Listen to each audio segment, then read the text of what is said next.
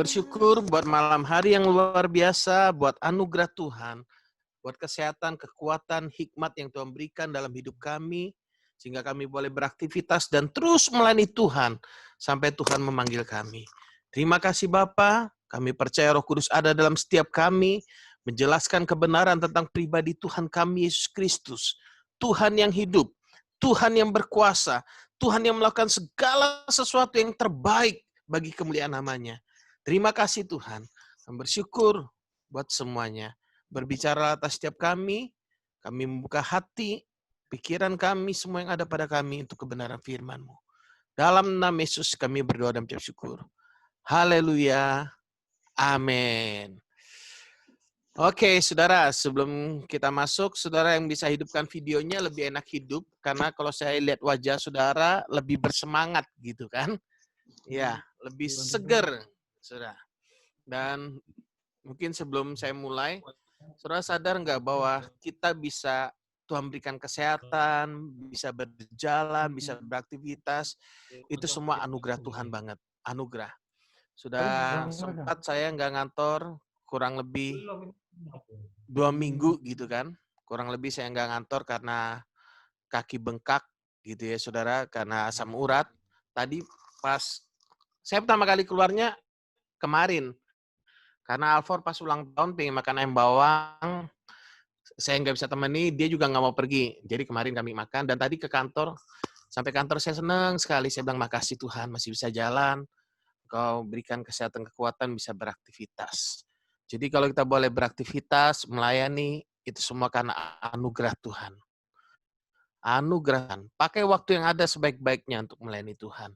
Jangan sia-siakan semuanya. Pakai semua yang ada pada kita untuk melayani Tuhan dan memuliakan nama Tuhan. Nah, hari ini kita akan bahas topik yang sangat penting. Kenapa saya katakan ini sangat penting? Karena ini adalah inti dari iman kekristenan. Saudara. Kalau saudara tidak mengerti topik ini, dasarnya yang ini, sebentar ya, kita akan mudah sekali disesatkan ketika kita tidak mengerti kebenaran ini. Sebenarnya inti dari Alkitab semuanya adalah tentang Allah, dan yang nyata bagi kita adalah Yesus Kristus. Dan iblis selalu berusaha menyerang pengajaran tentang Kristus ini, bahkan bukan hanya zaman sekarang, dari zaman dahulu kala, saudara. Makanya kalau kita tidak dimuridkan, tidak mengerti kebenaran tentang Kristus ini, bahaya, saudara. Kita benar-benar bisa tersesat tanpa disadarin. Dan kadang kelihatannya baik, kadang kelihatannya benar, ternyata salah, saudara. Nah, makanya itu, saudara, coba kita lihat dulu 2 Korintus pasal 11 ayat yang ketiga. 2 Korintus pasal 11 ayat yang ketiga, dikatakan begini, tetapi aku takut kalau pikiran kamu disesatkan dari kesetiaan kamu yang sejati kepada Kristus. Saya ulang. Aku takut kalau pikiran kamu disesatkan dari kesetiaan kamu yang sejati kepada Kristus, sama seperti Hawa diperdayakan oleh ular itu dengan kelicikannya. Kita tahu bahwa salah satu senjata iblis penyebab seorang jatuh dalam dosa itu adalah karena tipu muslihat. Masih ingat ya? Tapak ajaib kan, penyebab manusia jatuh dalam dosa adalah karena tipu muslihat iblis. Nah, iblis juga menipu manusia dalam area pengenalan akan pribadi Allah. Secara khusus pribadi Yesus Kristus, saudara. Dan ingat, salah satu tipuan penyebab manusia jatuh dalam dosa adalah juga karena keinginan, saudara. Kita lihat dulu ayat yang keempat. Sebab kamu sabar saja jika ada seorang datang memberitakan Yesus yang lain daripada yang telah kami beritakan. Yesus yang lain daripada yang telah kami beritakan. Atau memberikan kepada kamu roh yang lain daripada yang telah kamu terima. Atau Injil yang lain daripada yang telah kamu terima. Ternyata, sadar atau tidak, saat-saat ini banyak pengajaran tentang Yesus yang lain. Saudara. Bahkan termasuk dalam pengajaran kasih karunia. Saudara. Dalam pengajaran kasih karunia, ada orang menjadikan pengajaran kasih karunia itu untuk memuaskan keinginan dagingnya, hawa nafsunya, dengan atas nama Bapa baik, sehingga Bapa harus memenuhi keinginannya dia. Kalau dia enggak terpenuhi keinginannya, dia menjadi kecewa. tidak mempercayai Tuhan. Bagaimana, di mana kasih karunia Allah? Katanya baik sudah menebus saya, katanya Yesus datang untuk kebaikan saya. Tapi di mana kasih karunia Allah? Karena dia sedang mengalami kondisi yang buruk. Itu yang sering kali mengakibatkan orang menjadi stres, depresi, down, dan bahkan menjadi gila. Saudara. Jadi karena berita Yesus yang lain ini sangat berbahaya, saudara. Yesus yang lain ini seperti Yesus yang bisa disogok. Yesus yang bisa disogok dengan harga yang kita bayar.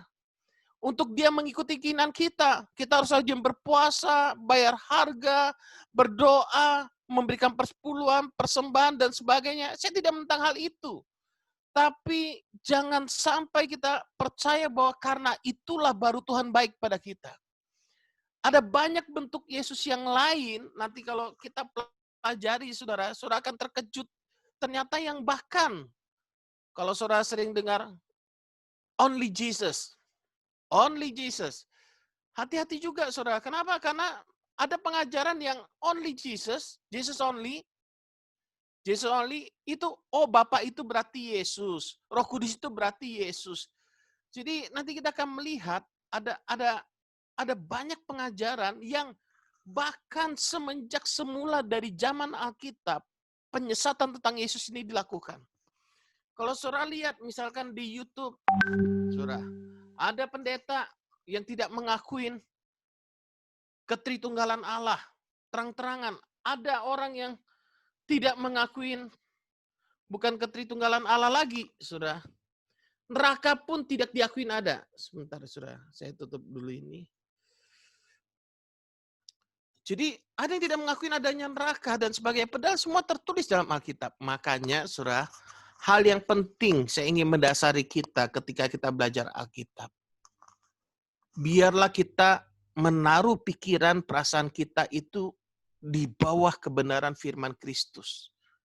Jadi menaruh pikiran dan perasaan yang terdapat juga dalam Kristus, itu artinya kita tidak berpikir di luar dari kebenaran Alkitab. Jangan mereka-rekakan. Jangan berpikir dengan cara kita. Kenapa? Akhirnya nanti kalau kita berpikir dengan cara kita, rasa ingin tahu kita, rasa penasaran, kita mengandalkan logika kita, akibatnya apa nanti? Kalau kita mengandalkan begitu, nanti kita jadi menciptakan Yesus yang lain. Menurut versi kita sendiri. Makanya ketika kita belajar Alkitab, kita harus belajar secara keseluruhan. Komprehensif, seluruhnya. Sudah, jangan setengah-setengah. Jangan saudara hanya melihat satu titik, oh Yesus itu baik, gitu ya. Memang Yesus baik, tapi dia juga hakim yang adil, saudara, dan sebagainya. Makanya kita belajar terus saat-saat ini, saudara, mengenai kebenaran firman Tuhan, biar terus Roh Kudus menolong kita untuk kita boleh mengerti dalamnya. Galatia 1 ayat yang ke-6, aku heran bahwa kamu begitu lekas berbalik daripada dia yang oleh kasih karunia Kristus telah memanggil kamu dan mengikuti suatu Injil yang lain. Berarti di dalam zamannya Rasul Paulus pun sudah ada Injil yang lain. Sudah ada kabar baik yang palsu. Apa itu sebenarnya? Yang sebenarnya bukan Injil. Saudara mengerti maksud saya? Berarti dari zamannya Alkitab pun, abad-abad pertama sudah ada penyesatan-penyesatan terjadi. Sudah. Ada Injil yang lain. Hanya ada orang yang mengacaukan kamu dan bermaksud untuk memutarbalikkan Injil Kristus. Tetapi sekalipun kami atau seorang malaikat dari surga yang memberitakan kepada kamu suatu Injil yang berbeda dengan Injil yang telah kami beritakan kepada kamu, apa dikatakan? Terkutuklah ia. Nah,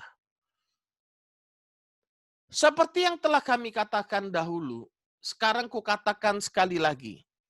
Jikalau ada orang yang memberitakan kepadamu suatu Injil yang berbeda dengan apa yang telah kamu terima, apa dikatakan? Terkutuklah dia. Jadi bagaimana sekarang? Adakah ku cari kesukaan manusia atau kesukaan Allah? Adakah ku coba berkenan kepada manusia, sekiranya aku masih mau mencoba berkenan kepada manusia, maka aku bukanlah hamba Kristus. Kita harus ingat, hamba Kristus tidak mencari perkenanan manusia.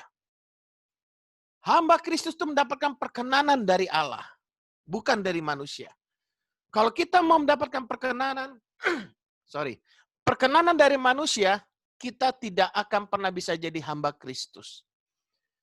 Sebab aku menegaskan kepadamu, saudara-saudaraku, bahwa Injil yang kuberitakan itu bukanlah Injil manusia. Coba, kita sudah banyak seringkali berbicara tentang Injil. Saya mau ngajak saudara diskusi sebentar. Apa itu Injil? Mari. Yuk, apa itu Injil? Pribadi Yesus. Pribadi Yesus yang mana ini? Jangan-jangan Yesus yang Baik. lain, Ai. Kabar baik. Kabar baik. Kabar baiknya apa ini, Ai? Yaitu Yesus yang datang ke dunia menebus dosa manusia. Oke. Terus? Kalau saudara mau tahu Injil, paling gampang coba buka Alkitab saudara 1 Korintus pasal 15 ayat yang ketiga. 1 Korintus pasal 15 ayat yang ketiga. Kalau saudara mau ngingat apa sih itu Injil, gampangnya ini. Sebab yang sangat penting telah kusampaikan kepadamu. Yang sangat penting, saudara, ini Injil. Yaitu apa yang kuterima sendiri ialah bahwa Kristus telah mati karena dosa-dosa kita. Itu Injil. Sesuai dengan kitab suci. Bahwa ia telah dikuburkan dan bahwa ia telah dibangkitkan pada hari yang ketiga sesuai dengan kitab suci. Jadi ada yang berkata, Yesus itu nggak bangkit. Itu bukan Injil. Saudara mengerti maksudnya? Jadi sesuai dengan kitab suci. Bahwa ia telah menampakkan diri kepada Kefas dan kemudian kepada ke-12 muridnya. Jadi kita bisa melihat bahwa Injil itu, kenapa Yesus mati, bangkit, dan sebagainya, itu sudah dibuatkan dalam perjanjian lama. Dia datang untuk menggenapi semuanya, dan itu memang terjadi. Saudara. Jadi Injil itu bukan hanya sekedar Tuhan baik. Injil itu Yesus mati di atas kayu salib, menebus dosa saudara dan saya. Dikuburkan, bangkit. Kalau saudara tidak sampai memberitakan tentang kebangkitan Kristus, itu juga bukan Injil. Saudara bisa nangkap maksudnya ya? Jadi ini satu paket. Yesus Allah mengasihi dunia, memberikan anaknya tunggal, yaitu Yesus Kristus. Apa yang terjadi pada Yesus? Menanggung semua penghukuman atas dosa saudara dan saya di atas kayu salib, mati, dikuburkan. Upah dosa ialah maut. Maut telah dikalahkan di sana dan pada hari ketiga dia bangkit. Dia mengalahkan maut. Dia hidup. Ada banyak orang mati dan bangkit, tapi hanya ada satu pribadi yang mati, bangkit, dan tidak pernah mati lagi. Namanya Yesus Kristus. Dia pasti adalah Tuhan. Dia Tuhan yang hidup. Tuhan yang kita sembah itu Tuhan yang hidup. Tapi iblis berusaha menipu kita dengan menyesatkan dengan berbagai macam argumentasi. Dengan berbagai macam alasan. Lalu iblis berusaha menipu orang-orang bahkan semenjak zaman dahulu kala dengan mengatakan Yesus itu nggak bangkit. Bahkan orang-orang Saduki, nanti kita akan pelajari bersama, tidak mempercayai kebangkitan. Orang-orang Saduki yang ada dalam Alkitab. Tapi kabar baiknya Yesus kita adalah Yesus yang hidup. Dia bangkit dari kematian. Dia mengalahkan maut. Makanya kita jangan mau disesatkan dengan pengajaran yang aneh-aneh. Kita lihat lagi. Jadi kita sadar bahwa dari zaman Alkitab penyesatan sudah terjadi. Ada Yesus yang lain, yang diberitakan Yesus yang lain ini yang bagaimana, nanti saya akan tunjukkan pada saudara. Lalu ada Injil yang lain. Wow. Dan sampai detik ini, penyesatan itu terus berkembang dan makin parah. Saudara. Nah, mari kita lihat. Yang menariknya, saudara, saya mau beritahu saudara. Oh, ini PowerPoint saya belum edit nih. Oke, nggak apa-apa. Yang menariknya adalah, iblis pun tahu bahwa hanya ada satu Allah. Hanya ada satu Allah. Coba saudara lihat. Tetapi mungkin ada orang berkata padamu ada iman. Padamu ada iman dan padaku ada perbuatan. Aku akan menjawab dia, tunjukkanlah padaku imanmu itu tanpa perbuatan. Dan aku akan menunjukkan kepadamu imanku dari perbuatan-perbuatanku. Engkau percaya bahwa hanya ada satu Allah? Saudara percaya hanya ada satu Allah? Ya. Percaya ya? Itu baik. Tapi setan-setan pun juga percayakan hal itu dan mereka gemetar. Jadi gimana dong kita? Allah kita tuh bukan 3, 1, Esa. Tapi saya beritahu saudara, setan pun percaya ada satu Allah. Lalu apa bedanya percayanya setan dengan iman? Tentu saudara tahu Yakobus pasal 2 ini bicara konteksnya iman dan perbuatan. Padamu ada iman dan padaku ada perbuatan. Aku akan menjawab dia, tunjukkanlah kepadaku imanmu itu tanpa perbuatan. Dan aku akan menunjukkan kepadamu imanku dari perbuatan-perbuatanku. Nah, kita melihat dasar kepercayaan setan hanya mempercayai satu Allah. Tapi pertanyaannya gini, apakah setan juga mempercayai Yesus adalah Tuhan dan Juru Selamat? Pertanyaannya lagi ini, apakah kepercayaan setan ini menghasilkan perbuatan dalam hidupnya? Jadi bedanya imannya setan dengan kepercayaannya setan dengan imannya kita itu sangat berbeda. Kita mempercayai hanya ada satu Allah yang Esa. Allah itu cuma satu. Tapi memiliki 3 kepribadian, 3 pribadi. Pribadi Bapa, Anak, dan Roh Kudus. Tapi Allahnya itu cuma satu. Sampai sini jelas dulu. Setan juga percaya satu Allah, tapi dia tidak mempercayai Yesus adalah Tuhan dan Juru Selamat. Dan percaya setan tidak membuat dia menghasilkan perbuatan menyerahkan hidupnya kepada Allah. Itu sangat berbeda. Makanya kita harus menyadari kenapa pentingnya kita belajar tentang kristologi ini. Nanti hari ini, hari Jumat, kita akan belajar isi hati Yesus, kenapa harus Yesus, tujuan Yesus datang dalam dunia, Yesus adalah jawaban, lalu apa yang kita dapatkan di dalam dia, itu semua luar biasa. Waktu kita mengenal Kristus dengan benar, perubahan terjadi dalam hidup kita. Hati ini akan terus berkobar-kobar dalam segala keadaan apapun. Jadi mengapa kita perlu belajar kristologi? Mengapa kita benar-benar harus mengenal tentang Kristus? Yang pertama, supaya kita mengenal Tuhan dengan benar. 2 Petrus 1 ayat 2, tentunya saudara tahu, apa 2 Petrus 1 ayat 2? Kasih karunia dan damai sejahtera melimpahi kamu oleh pengenalan akan Allah. Yesus Kristus Tuhan kita. Waktu saudara mengenal Tuhan dengan benar, kasih karunia dan damai sejahtera melimpahi hidup saudara. Banyak orang salah mengenal Tuhan. Makanya dia tidak hidup dalam kasih karunia dan damai sejahtera. Karena Tuhan yang mereka kenal adalah Tuhan yang suka menghukum, Tuhan suka marah, dan sebagainya. Filipi 3 ayat yang ke-10, sampai Rasul Paulus berkata, yang kukehendaki ialah mengenal dia dan kuasa kebangkitannya. Makanya kenapa tadi saya katakan bicara tentang Injil, jangan lupa sampai kebangkitannya, bahkan kenaikannya dia ke surga. Dari kelahirannya, itu penting, saudara, kedatangannya karena kasih Allah kepada kita. Oke.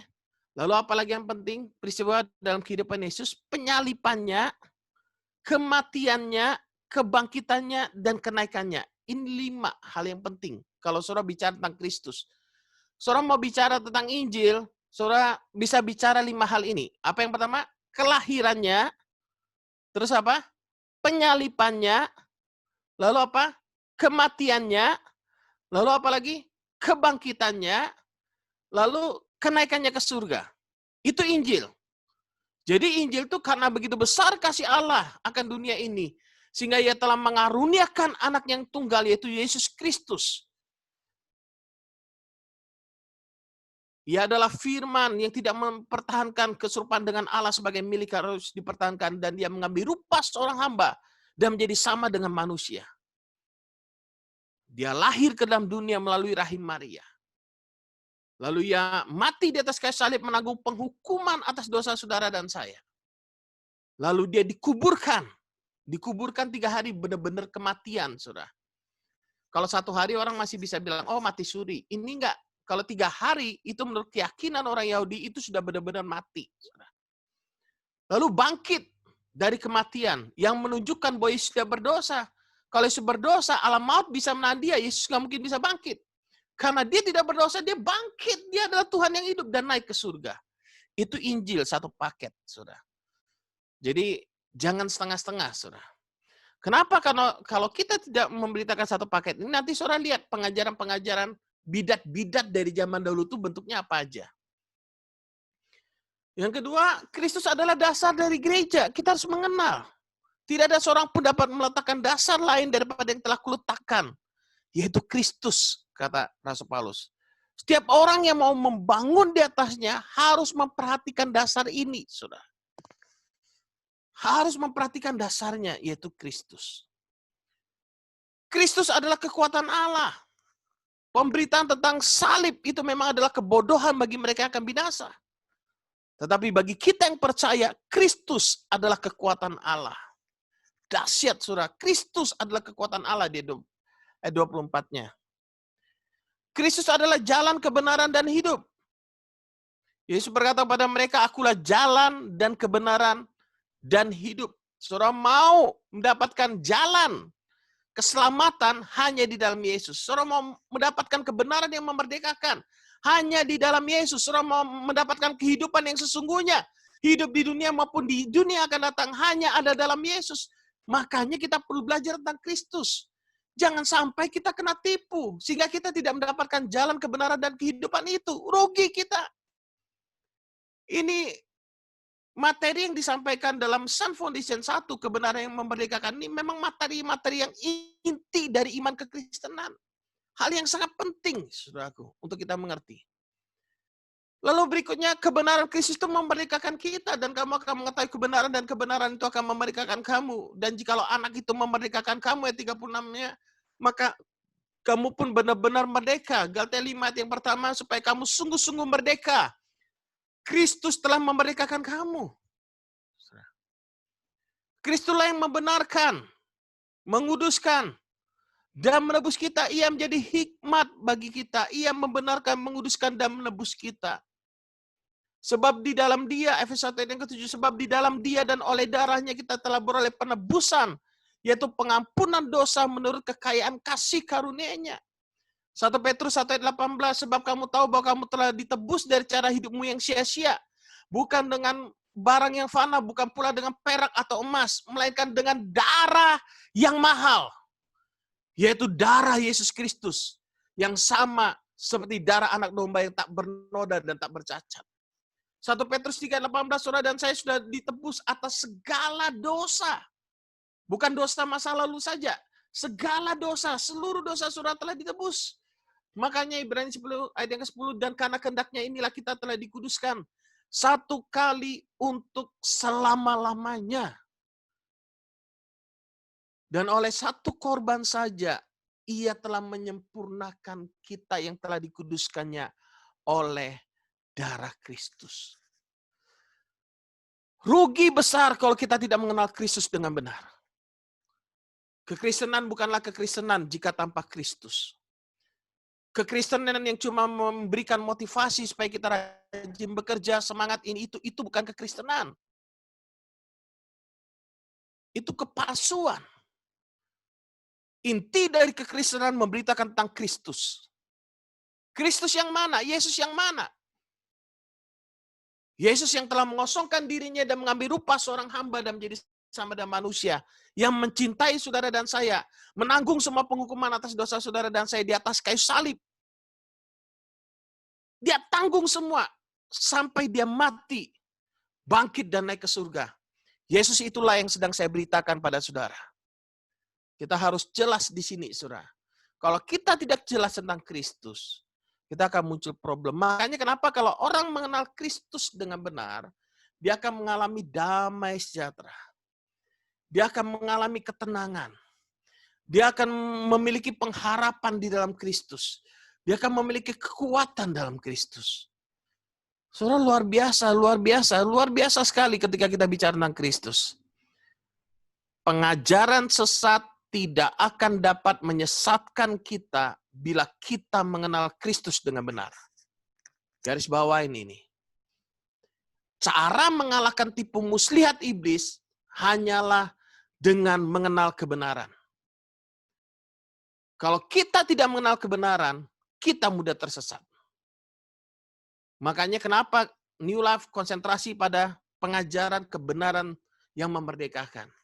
Sederhana jawaban saya. Karena kebenaran itu telah memerdekakan saya. Saya juga dulu nggak suka pengajaran. Makanya dulu waktu Kobudi, Bapak Rohani saya menyuruh saya ngajar, saya itu stres sebenarnya. Saya lebih suka penginjilan. Saya lebih suka pelayanan ke lapangan daripada harus mengajar. Jadi, yuk kita sama-sama buka hati buat kebenaran firman Kristus ini. Ini kebenaran yang dahsyat bagi setiap kita. Saudara mengerti yang saya maksudkan? Karena wajah saudara banyak yang tertutup, bolehkah video-videonya yang pakai wifi apa boleh dibuka videonya gitu ya? Biar semangat juga ini ngajar. Kalau cuma nama-nama saja kurang semangat ini. Nggak semangat tetaplah saya karena Kristus. Oke. Cuman kalau saudara senyum kayak Cilusi tadi senyum, kan senang juga kita lihatnya. Nggak kosong juga kita, cuma nama-nama. Aikesha tuh Bumi Fong juga senyum. Oke, kita lanjut dulu ya. Sudah mulai terbakar ini. Sudah mulai setengah terbakar ini. Oke, kita lihat. Inilah yang dimaksudkan bidat-bidat kristologi abad pertama. Saudara tahu yang tadi kita baca, yang di Galatia, yang dihadapi oleh orang-orang Galatia apa saat itu? Ini, bidat nomianisme. Nomianisme ini adalah sekelompok orang Kristen Yahudi yang selalu menerapkan ajaran-ajaran hukum Taurat di dalam kehidupannya. Jadi mereka ini punya prinsip begini, Yesus saja nggak cukup. Yesus saja nggak cukup. Harus Jesus plus hukum Taurat. Jadi kalau saudara mau terima Yesus nggak apa-apa. Tapi saudara harus melakukan hukum Taurat untuk supaya saudara bisa diselamatkan. Oke? Makanya Rasul Paulus berkata, adakah kamu sebodoh itu? Kamu telah memulai dengan roh. Masa kamu mengakhiri dengan daging? Dagingnya ini hukum Taurat ini. Saudara.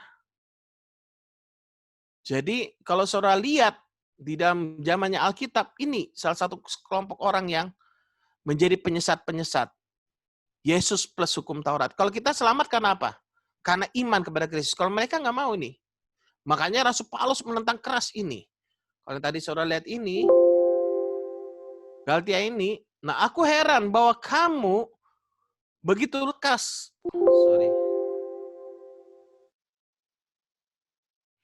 Begitu lekas berbalik daripada dia yang oleh kasih karunia Kristus telah memanggil kamu dan mengikuti suatu Injil yang lain yang sebenarnya bukan Injil.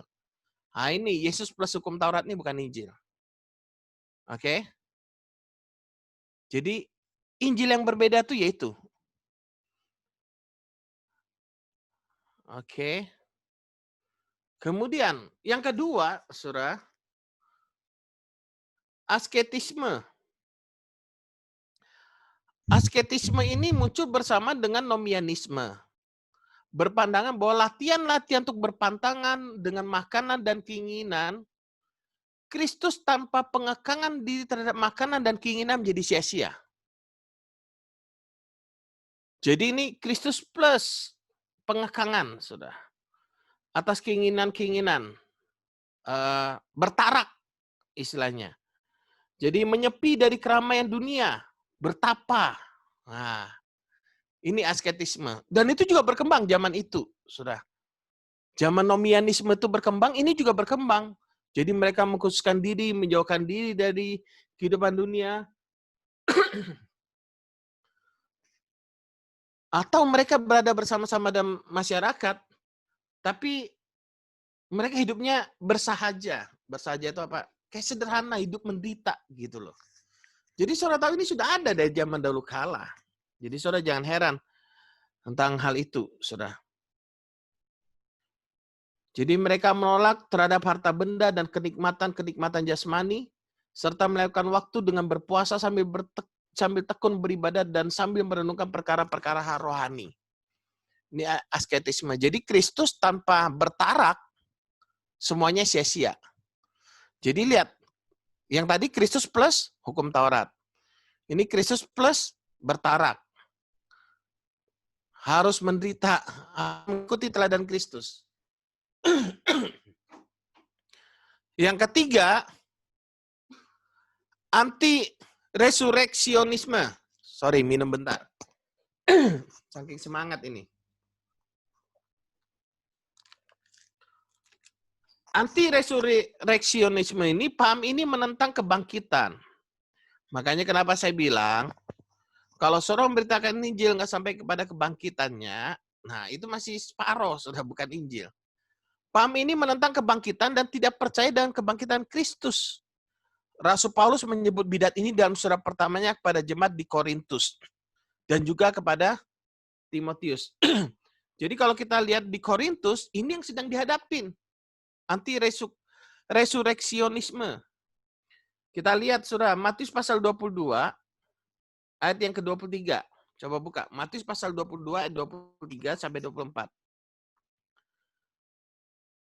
Pada hari itu datanglah kepada Yesus beberapa orang Saduki yang berpendapat apa? Bahwa tidak ada kebangkitan. Jadi orang Saduki itu tidak mempercayai kebangkitan. Orang Farisi mempercayai adanya kebangkitan. Ahli Taurat mempercayai adanya kebangkitan. Ahli Taurat itu dia hidup memang kerjanya menggali hukum Taurat memang. Nah, lalu ada lagi di abad pertama ini, abad kedua sudah ini ya, Gnostisisme. Jadi saudara bisa lihat di sini, Gnostis ini begini, Gnostik biasa kita menyebutnya, kaum Gnostik. Akhir dari masa rasul-rasul muncul bidat yang sangat membahayakan isi iman Kristen pada abad pertama dan kedua, bahkan abad ketiga. Jadi abad pertama dia sudah mulai muncul, itu di akhir-akhir zamannya Yohanes, itu ya. Kedua, bahkan abad ketiga. Kelompok ini sangat menentang pengajaran Rasul Yohanes. Nah, bahkan Yohanes menyebut kelompok ini sebagai antikristus. Ini kelompok yang disebut Yohanes antikristus 1 Yohanes 2 ayat 18 sampai 23.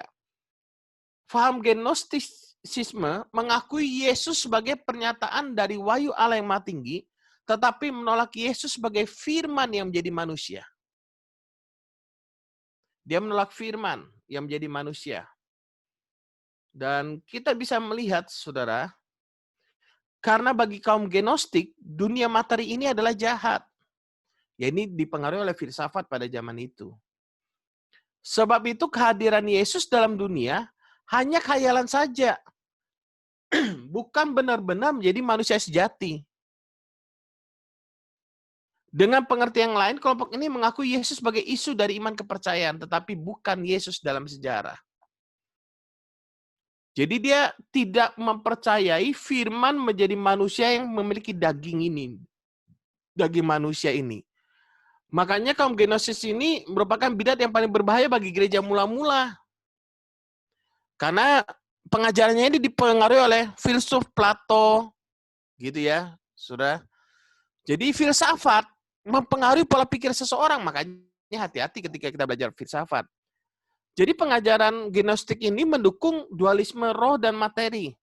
Gnostik percaya bahwa materi itu pada dasarnya jahat dan roh itu baik.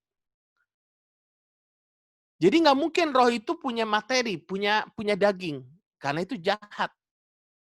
Yesus itu nggak mungkin punya daging, maksud saya, karena itu jahat. Itu bagi kaum Gnostik. Sebagai hasilnya, Gnostik percaya bahwa apapun yang dilakukan dengan tubuh, dosa yang paling keji sekalipun tidak ada artinya karena hidup yang sejati hanya didapati dalam dunia roh belaka. Kaum Gnostik mengklaim memiliki pengetahuan yang lebih tinggi, kebenaran yang lebih tinggi, yang hanya diketahui oleh beberapa orang. Gnostisme ini berasal dari kata Yunani Gnostik yang berarti mengetahui. Jadi mereka yang punya pengetahuan yang lebih tinggi akan selamat. Nah, mereka ini orang-orang yang mengandalkan pengetahuan, saudara. Mengenai Yesus Kristus adalah isu di mana kekristenan dan Gnostik berbeda secara drastis, saudara. Para Gnostik percaya bahwa tubuh fisik Yesus itu bukanlah yang sebenarnya, namun hanya terlihat demikian. Rohnya turun kepadanya pada saat dia dibaptis, namun meninggalkannya sebelum dia disalibkan. Oke, nanti kita akan lihat terus dulu biar lebih jelas. Lalu ada kaum Ebionisme. Aliran Ebionisme ini permulaan abad pertama, sekitar tahun 107 Masehi. Aliran Ebionisme ini yang menyangkal keilahian Kristus adalah manusia biasa. Mereka menganggap bahwa Kristus adalah manusia biasa, tetapi jadi dia menyangkal keilahian Kristus. Anggapan mereka, Yesus itu Kristus adalah manusia biasa, tetapi memiliki hubungan istimewa dengan Allah. Terutama sejak Yesus Kristus dibaptis. Dan mereka percaya bahwa walaupun ia manusia biasa, namun yang dipenuhi Roh Kudus. Yesus itu manusia biasa, cuman dipenuhi oleh Roh Kudus. Golongan ini adalah mereka yang berasal dari Kristen Yahudi, menganggap bahwa kelahiran adalah penggenapan atas hukum Taurat. Secara demikian sehingga Allah memilih dia untuk menjadi Mesias, dilahirkan sebagai putra Yusuf dan Maria. Kelompok ini menolak realitas sifat ilahi. Sifat ilahi Kristus tidak asli, hanya dianggap real, tetapi kurang sejati. Jadi, Ebionisme ini merupakan sebuah sekte yang muncul dalam komunitas orang-orang Kristen Yahudi. Ebionit merupakan sekte di kalangan orang Kristen Yahudi yang muncul pada awal kekristenan. Kata Ebionit berasal dari bahasa Ibrani, artinya miskin. Sekte ini berkembang di sebelah timur Sungai Yordan, dia berkembangnya. Jadi Ebionit mengajarkan bahwa Yesus hanyalah anak Maria dan Yusuf yang pada waktu pembaptisan diangkat menjadi putra Allah dan dipersatukan dengan Kristus abadi, yang lebih tinggi dari malaikat agung, tetapi Yesus bukan Allah. Nah, saudara ingat ini, Yesus bukan Allah. Menurut mereka, Kristus telah menjelma beberapa kali di dalam diri tokoh-tokoh, seperti Adam gitu ya.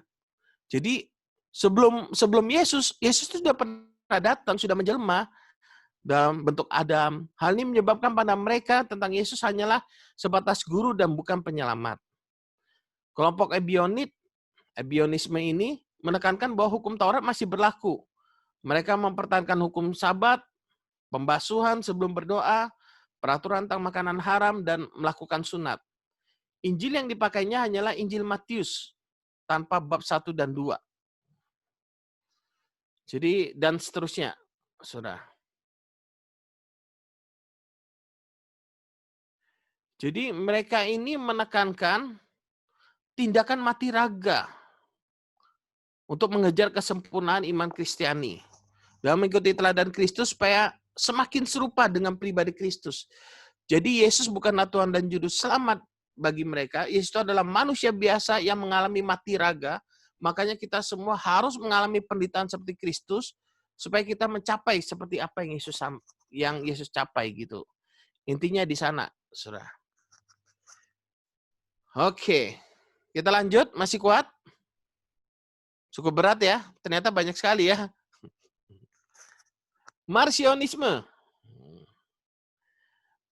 Bidat ini muncul pada pertengahan abad kedua.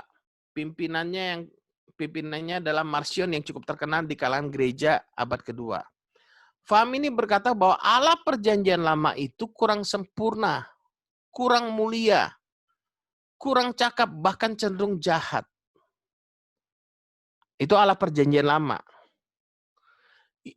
Tuhan dalam perjanjian lama itu bermaksud untuk memerintah secara adil. Tetapi justru itu yang menjadi bengis dan keras. Hal ini dibuktikan dengan memberi hukum Taurat yang tidak mungkin dilaksanakan dengan sempurna oleh manusia. Ini pandangannya dia. Jadi intinya pandangan ini membedakan Allah perjanjian lama dan perjanjian baru itu berbeda katanya. Di tengah keadaan demikian, Yesus Kristus datang diutus oleh Allah yang tidak dikenal. Bukan diutus oleh Allah perjanjian lama. Maka maksudnya, jadi yang mengutus Yesus itu bukan Allah perjanjian lama, Allah yang tidak dikenal itu. Ini menurut pengajaran Marcionisme. Ia memerintah dengan lebih jantan. Keselamatan menurut kelompok ini didapat dengan menyangkal Allah PL, dan menyerahkan hidup kepada Allah yang mengutus Yesus Kristus, serta hidup menjauhkan diri dari kedagingan, harus menahan diri dari hawa nafsu dan minuman keras. Marcionisme menolak tentang kebangkitan dan kedatangan Yesus yang kedua kalinya. Oke? Anda bantu nah. Anda kan co-host, kalau misalkan ada suara-suara bisa langsung di-mute nah. Jadi kalau kita Marcionis ini membedakan sekali antara ala PL dan ala PB. Lalu Arianisme, ini bidat-bidat abad keempat dan kelima. Arianisme berpendapat bahwa sifat ilahi Yesus Kristus tidak sempurna atau komplit atau utuh. Mereka berpendapat bahwa Kristus merupakan manusia biasa sampai saat pembaptisannya. Sesudah itu baru ada pada saatnya sifat ilahi sampai ia disalibkan.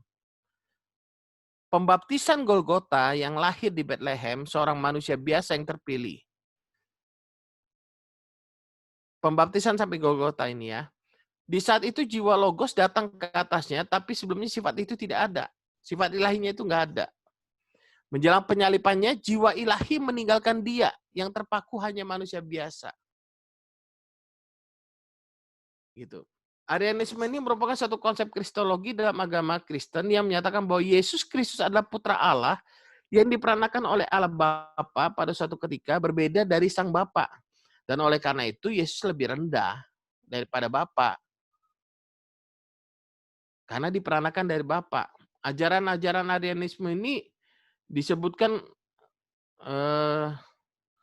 sebentar ya, saya langsung saja biar cepat.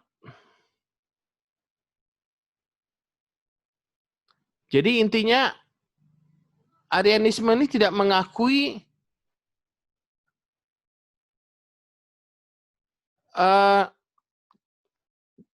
Yesus itu punya dua sifat, Allah dan manusia.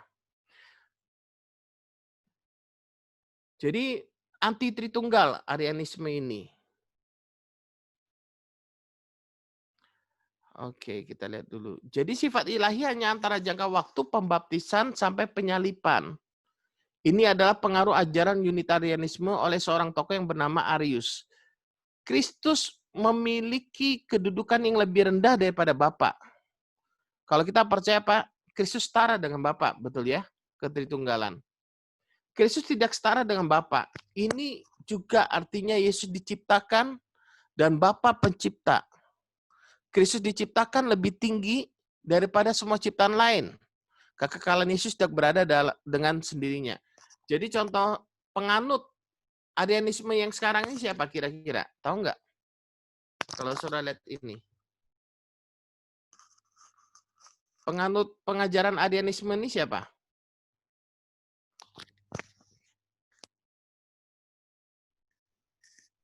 Yesus itu adalah ciptaan. Yesus itu bukan Allah. Yesus itu ciptaan yang spesial. Dia yang sulung dari segala ciptaan yang ada. Nah, kesalahannya mereka menafsirkan ayat itu yang di sana. Ini merupakan, kalau contoh sekarang yang nyatanya adalah saksi Yehova. Oke? Gerejanya kalau nggak salah Balai Kerajaan Allah ya. Kalau saya nggak salah namanya. Itu resmi di Indonesia. Tapi dia tidak mengakui ketritunggalan. Dia hanya berkata Yesus itu ciptaan yang sulung, yang awal, yang pertama. Makanya Yesus itu diciptakan. Ada dasar ayatnya juga mereka. Tapi mereka salah mengartikan yang sulung. Yang sulung itu artinya yang terutama dari segala ciptaan. Dia yang awal, yang ada dari awal dari yang pertama. Jadi yang sulung itu bukan berarti selalu urutan kelahiran. Bukan. Gitu ya. Lalu Apollinarians. Ini pandangan-pandangan aja, kita harus mengetahui saja. Sifat manusianya yang ada pada Yesus itu kurang sempurna. Hal ini cenderung pada penjelasan bahwa sifat manusia merupakan pengaruh manusia saja. Misalkan unsur ingatan dan cara berpikir hampir sama dengan manusia. Tapi tidak komplit, karena yang ada hanyalah unsur-unsur atau pengaruh manusia saja. Golongannya dikutuk pada tahun 381 setelah kematian.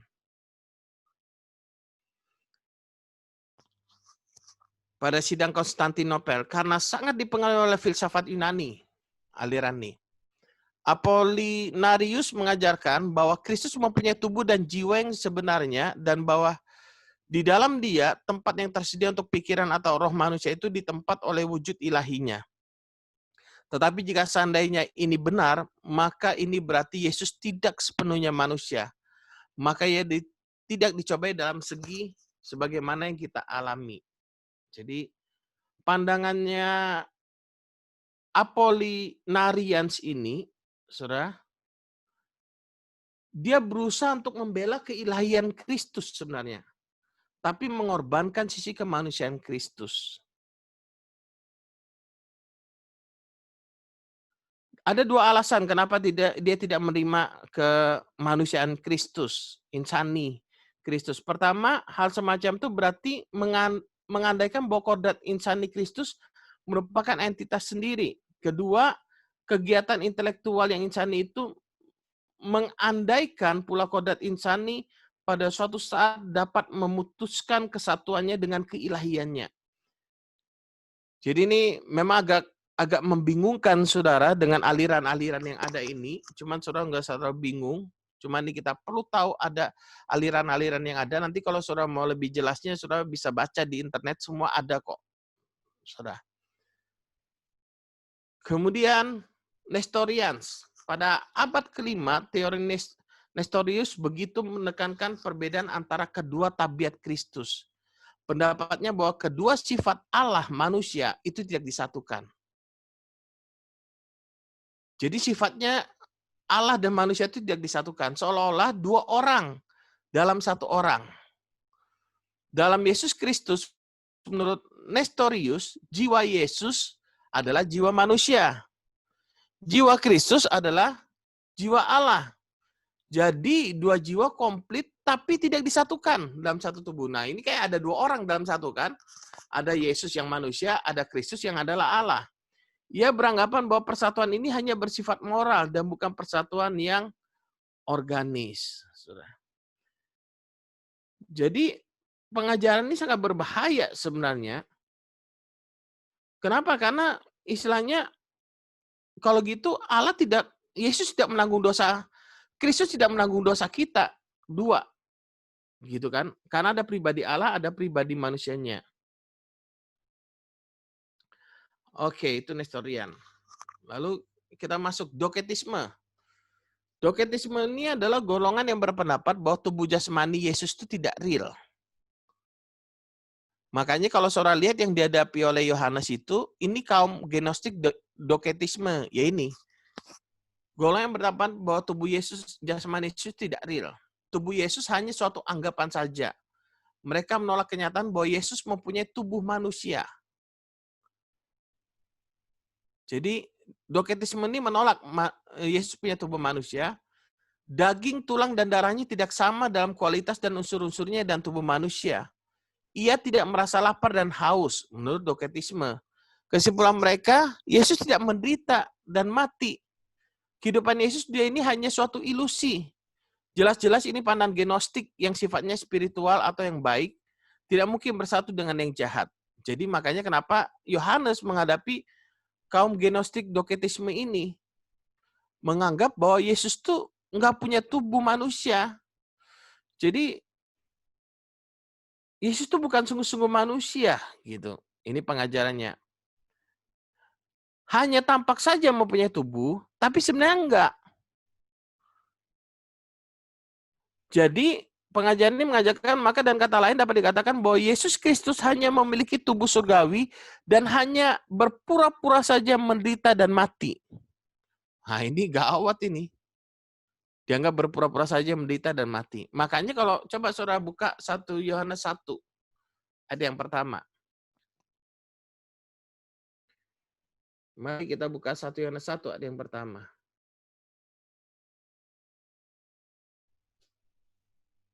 Tolong dibaca. Yang sudah ketemu.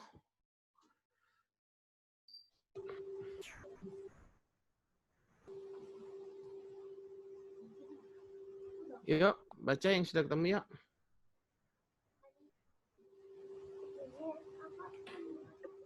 1 Yohanes 1 1 ayat yang Yohanes 1. pertama. 1 Yohanes 1 ayat yang pertama. Apa yang telah ada sejak semula, yang telah kami dengar, yang telah kami lihat dengan mata kami, yang telah kami saksikan, dan yang telah kami raba dengan tangan kami, tentang firman hidup. Itulah yang kami tuliskan kepada kamu. Ya, kenapa sih 1 Yohanes ini menulis seperti ini? Nah, kalau kita tahu latar belakangnya, ini karena Yohanes sedang menghadapi kaum gnostik doketisme. Tadi gnostik doketisme itu mempercayai apa? Manusia nggak punya tubuh. Manusia. Yesus tidak punya tubuh jasmani itu. Makanya Yohanes meyakinkan mereka bahwa apa yang telah ada sejak semula, yang telah kami dengar, telah kami lihat dengan mata, dan yang telah kami saksikan, dan yang telah kami raba. Benar-benar dipegang. Dia mau meyakinkan bahwa Yesus itu benar-benar manusia 100%. Dia memiliki daging. Dan dengan tangan kami tentang firman hidup, itulah yang kami tuliskan kepada kamu. Lalu ayat yang ketiga, apa yang telah kami lihat, yang telah kami dengar itu kami beritakan kepada kamu juga, supaya kamu pun boleh beroleh persekutuan dengan kami. Jadi kalau saudara lihat, 1 Yohanes pasal 1, ini Yohanes sedang berbicara kepada kaum gnostik yang mempercayai bahwa Yesus tidak memiliki tubuh seperti manusia lainnya. Makanya 1 Yohanes 1 ayat yang ke-9,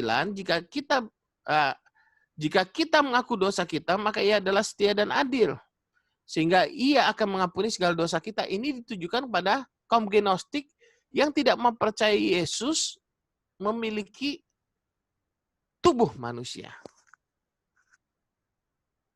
Oke? Bisa nangkap sampai sini? Tapi 1 Yohanes pasal 2 berbeda.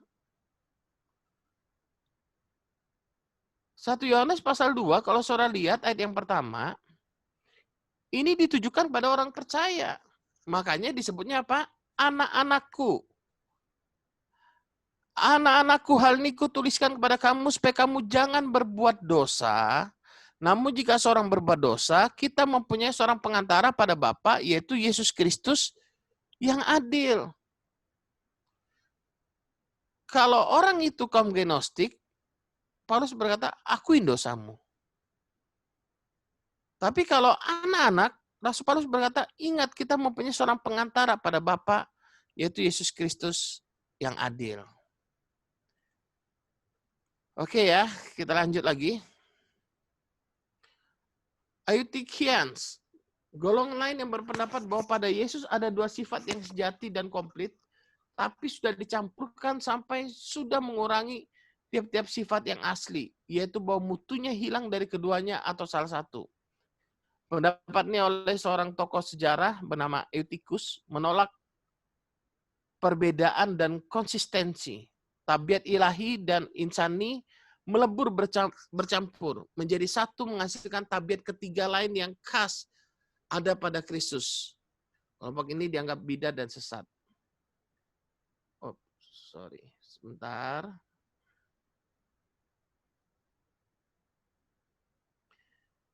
Jadi kita bisa melihat ada berbagai macam pengajaran yang tentang Kristus ini yang dari abad mula-mula hingga saat ini dan terus berkembang.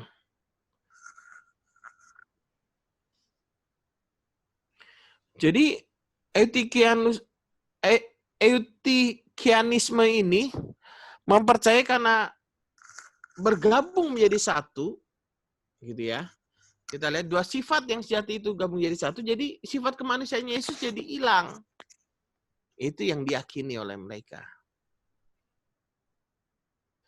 Jadi menarik ya, ada paham yang sangat menekankan kealahan, kemanusiaan Yesus hilang.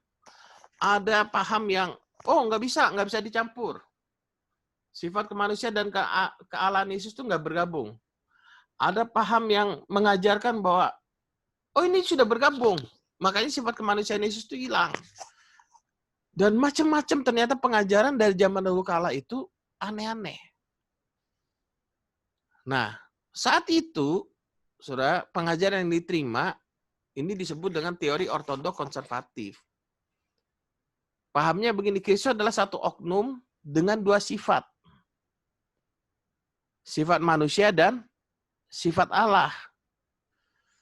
Oke. Keduanya real, sejati, keduanya sempurna disatukan. Ini diputuskan dalam konsili. Diputuskan tahun 325 di konsili Nicea.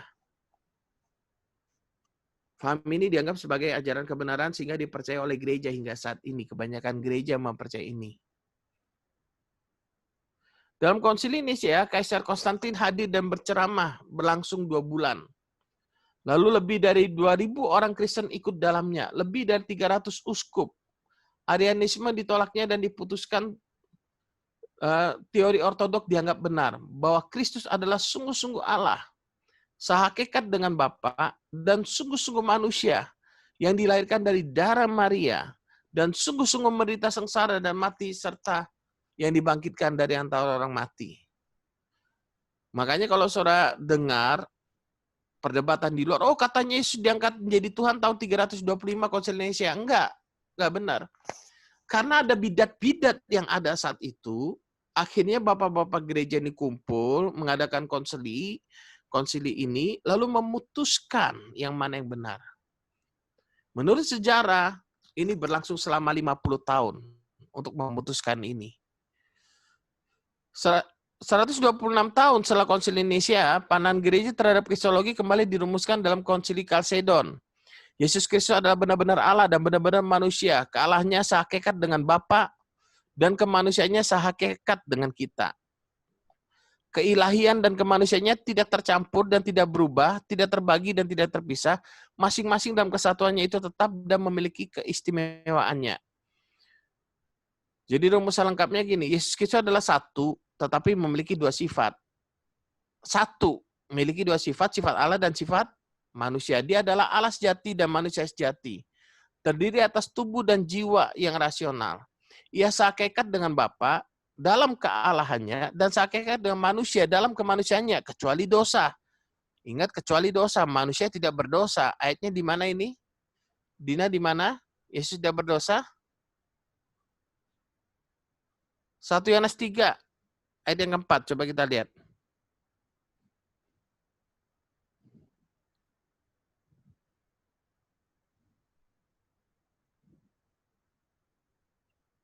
Setiap orang yang berbuat dosa melanggar juga hukum Allah, sebab dosa ialah pelanggaran hukum Allah. Ayat yang kelima, dan kamu tahu bahwa ia telah menyatakan dirinya supaya ia menghapus segala dosa dan di dalam dia tidak ada dosa. Dia 100% manusia, tapi dalam hal dosa enggak. Dia tidak berdosa. Dalam kealahannya ia sudah ada bersama-sama dengan Bapa sebelum dunia dijadikan. Makanya kalau saudara lihat Kejadian pasal 1 ayat yang ketiga, berfirmanlah Allah. Saudara tahu Yesus itu adalah Sang Firman. Di dalam kekekalan sudah ada. Bapa, Yesus, dan Roh Kudus ini sudah ada. Roh Allah melayang-layang. Nah itu. Makanya kata, marilah kita. Bapa berkata, marilah kita menjadikan manusia menurut gambar dan rupa kita. Nah Bapa mengajak Yesus. Roh Kudus itu satu. Sudah. Jadi perbedaan antara dua tabiat tersebut tidak berkurang ketika dipersatukan, namun keistimewaan masing-masing kedua tabiat itu tetap terpelihara sekalipun disatukan dalam diri Yesus Kristus. Yesus tidak terbagi menjadi dua pribadi. Ia adalah satu pribadi yang disebut dengan anak Allah. Saudara, anak Allah ini bukan berarti Allah beranak ya. Jadi seringkali kan kalau sebelah kan bilangnya, kalau Yesus itu anak Allah, siapa bidannya? Bidannya Allah melahirkan, karena konsep mereka anak itu melahirkan, itu dia salah. Anak tangga, siapa bidannya tangga? Enggak ada. Anak kunci, adakah bidannya kunci? Enggak, itu kan cuma sebutan saja, gitu loh. Jadi isi konselnya itu, aku percaya kepada Allah Bapa yang Maha Kudus, Khalik langit dan bumi, dan kepada Yesus Kristus, anak yang tunggal, Tuhan kita yang dikandung daripada Roh Kudus, lahir dari anak darah Maria. Saudara, anak darah Maria ini jangan lupakan, anak darahnya itu masih perawan, yang menderita di bawah pemerintahan Pontius Pilatus, disalibkan, mati, dan dikuburkan. turun ke dalam kerajaan maut, pada hari yang ketiga bangkit pula dari antara orang mati, naik ke surga, duduk di sebelah kanan Allah, Bapa yang Maha Kuasa, dan akan datang dari sana untuk menghakimi orang-orang yang hidup dan yang mati. Aku percaya kepada Roh Kudus, gereja yang kudus dan am, persekutuan orang-orang kudus, pengampunan dosa, kebangkitan daging, dan hidup yang kekal. Jadi saudara lihat itu rumusan lengkap dari Konsili Kalsedon, gitu ya. Jadi ini pengakuan imannya, saudara. Makanya tadi saya bilang berita Injil itu di sini. Oke. Nah, kalau kita lihat secara sederhana, sistem kepercayaan dunia ini ada yang namanya politeisme. Politeisme ini banyak Allah. Orang Yunani, orang Hindu itu menyembah banyak dewa. Triteisme ini mempercayai ada 3 Tuhan yang terpisah, yang terbentuk dari keberadaan diri yang terpisah. Kita bukan di sini. Kita di sini monoteisme. Oke, monoteisme itu agama monoteis, hanya Allah yang esa, Allah yang tunggal. Itu Kristen, Islam, Yahudi, Yudaisme hingga saat ini. Nah, Kristen ini ada yang Trinitarian, ada yang non-Trinitarian. Trinitarian ini 3 pribadi, 1 substansi, 1 hakikat. Berbeda, namun tak terpisah. Nangkap sampai sini? Berbeda, namun tak terpisah. Unitarian, Yesus bukan Allah. Ini contohnya Kristen Tauhid, Saksi Yehova, Arianisme ini. Gitu ya. Modalisme, nah, modalisme ini, saudara, Bapa, Anak, Roh Kudus itu satu. Maksudnya gini, satu pribadi punya 3 peran. Gitu kan. Nah, jadi bagi oneness atau Jesus only ini, Bapa, Anak, Roh Kudus, yaitulah Yesus katanya. Jadi bukan satu pribadi 3 peran, tapi benar-benar 3 pribadi. Nanti kita akan pelajarin sifat-sifat kemanusiaan, keilahian Yesus. Nanti kelas berikutnya kita akan juga pelajarin tentang bukti-bukti kepribadian dari Roh Kudus. Kalau Yesus pribadi kita gampang menerimanya. Dia pernah datang sebagai manusia, dia punya kehendak, dia bisa turut merasakan dan sebagainya. Kalau Roh Kudus, nah itu gimana? Oke, sampai sini dulu ada yang mau didiskusikan nggak? Atau ada pertanyaan mungkin yang Itu bisa Pak, kita? Injil yang lain, maksudnya Injil yang lain itu Injil yang plus gitu. Soalnya Ya, ini Yesus plus hukum Taurat, Yesus plus tirakat, Yesus plus menyiksa diri, gitu kan? Itu Injil yang lain. Jadi keselamatan kita hanya berada dalam Kristus. Jadi kalau Injil yang lain di dalam Alkitab itu mereka Yesus plus hukum Taurat. Jadi jangan sampai kita memberitakan Yesus yang lain atau Injil yang lain loh. Bahaya nanti. Ya. Pak. Mau gimana, tanya, itu kan tadi ada pengakuan Imam Rasuli tadi ya. Kalau di gereja-gereja lama itu kan itu dipakai itu. Kenapa kalau saya perhatikan kayak di gereja-gereja karismatik, contoh GBI atau apa gitu, nggak pernah dipakai. Beda dia pengakuan imannya gitu, Pak. Sama kami sih bukan. Enggak, itu kan cuma liturgi aja. Cuma secara prinsipnya kan sama. Ini kan. Coba. Aku percaya kepada Allah, Bapa yang Maha Kuasa. Kita percaya ini enggak? Sama. Khalik langit dan bumi.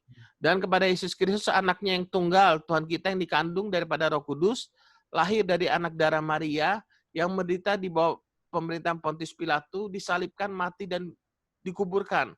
Turun ke dalam kerajaan maut. Pada hari yang ketiga bangkit pula dari antara orang mati. Naik ke surga. Duduk di sebelah kanan Allah dan seterusnya. Kita percaya ini enggak? Sama, kita percaya kok. Tidak ada yang masalah.